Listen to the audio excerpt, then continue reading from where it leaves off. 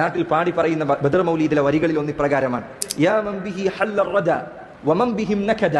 ഇതാ പ്രയാസങ്ങൾ ബാധിച്ചവരെ, നഷ്ടങ്ങൾ ബാധിച്ചവനെ, നിനക്ക് എനിക്ക് നൽകാനുള്ള ഉപദേശം എന്താണെന്ന് അറിയുമോ? ഖുൽ നാദിയൻ മുസ്തൻജിദൻ യാ അഹ്ല ബദ്രി ശുഹദാ. നിനക്ക് പ്രയാസങ്ങൾ ബാധിച്ചിട്ടുണ്ടോ, നഷ്ടങ്ങൾ ബാധിച്ചിട്ടുണ്ടോ?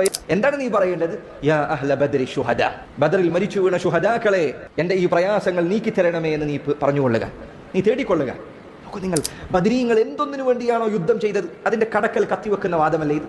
അവർ മരിച്ചു വീണത് അവരെ ദുആ ചെയ്യാനാണോ, അവരോട് പ്രാർത്ഥിക്കാനാണോ, അവരോട് സഹായം തേടാനാണോ? ബദരീങ്ങൾ മരണപ്പെട്ടു. അടുത്ത വർഷം ഉഹദ് ഉണ്ടായി. ഉഹദിൽ പ്രയാസങ്ങൾ ഉണ്ടായി, ബുദ്ധിമുട്ടുകൾ ഉണ്ടായി. ചില ആളുകൾ തിരിഞ്ഞോടി ഉഹദിന്റെ രണാങ്കണത്തിൽ നിന്ന്. അതിൽ ചിലർ ബദരീങ്ങളിൽപ്പെട്ട ആളുകളുണ്ട്. നബി സല്ലല്ലാഹു അലൈഹി വസല്ലമയോ സഹാബികളോ വിളിച്ചോ, ഇതാ ബദരീങ്ങളെ ശുഹദാക്കളെ ഞങ്ങളെ രക്ഷപ്പെടുത്തണേ, ഈ യുദ്ധത്തിൽ വിജയം നൽകണമേ എന്ന് അവർ പ്രാർത്ഥിച്ചോ? അവർ ദുആ ചെയ്തോ? ഇല്ല. എന്താ അവർ ദുആ ചെയ്യാതിരുന്നത്? നബി സല്ലല്ലാഹു അലൈഹി വസല്ലമയുടെ ജീവിതത്തിൽ പ്രയാസങ്ങൾ, ബുദ്ധിമുട്ടുകൾ ഉണ്ടായിട്ടുണ്ട്. സഹാബികളുടെ ജീവിതത്തിൽ ബുദ്ധിമുട്ടുകൾ ഉണ്ടായിട്ടുണ്ട്. റസൂലുള്ളാഹി സല്ലല്ലാഹു അലൈഹി വസല്ലമയുടെ വഫാത്തിന് ശേഷം പട്ടിണി ഉണ്ടായിട്ടുണ്ട്, രോഗങ്ങൾ ഉണ്ടായിട്ടുണ്ട്. അംവാസ് എന്ന പ്രദേശത്ത് ധാരാളക്കണക്കിന് സഹാബികൾ മരിച്ചു വീണ ഒരു പ്ലേഗ് പൊട്ടിപ്പുറപ്പെട്ടു, താഊൻ ഉണ്ടായി.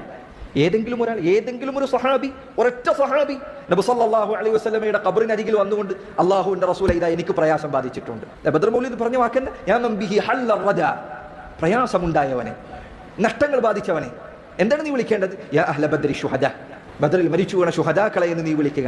ഏതെങ്കിലും ഒരു സഹാബി നബി സല്ലല്ലാഹു അലൈഹി വസല്ലമയുടെ ഖബറിനരികിൽ വന്നുകൊണ്ട് ഒരിക്കലെങ്കിലും, ഖബറിന്റെ അരികിൽ വന്നിട്ടെങ്കിലും നബിയെ ഇതാ പ്രയാസം ബാധിച്ചിട്ടുണ്ട്, ബുദ്ധിമുട്ട് ബാധിച്ചിട്ടുണ്ട്, ഇതൊന്ന് നീക്കി തരണമേ റസൂലുള്ളാഹ് എന്ന് അവർ തേടിയ ഒരു സംഭവമുണ്ടോ സഹോദരൻ? ഇല്ല. സഹോദരങ്ങളെ, ബദർ മൗലീദ് ചൊല്ലുന്നവൻ ബദരീങ്ങളുടെ ആദർശത്തെ നശിപ്പിക്കുകയാണ്. ബദരീങ്ങൾ ഏറ്റവും അധികം വെറുത്ത ആദർശമാണ് അവർ ഹൃദയത്തിൽ കയറ്റി വെച്ചിരിക്കുന്നത്. അതുകൊണ്ട് പ്രിയപ്പെട്ട സഹോദര, നീ ബദരീങ്ങളെ സ്നേഹിക്കുന്നുണ്ട് എങ്കിൽ നീ അവരുടെ ആദർശം സ്വീകരിക്കുക. ലാ ഇലാഹ ഇല്ലല്ലാഹ് എന്ന കലിമത്തു തൗഹീദ് ജീവിതത്തിൽ പകർത്തുക. അല്ലാഹുവിന് വേണ്ടി മാത്രം ജീവിക്കുക.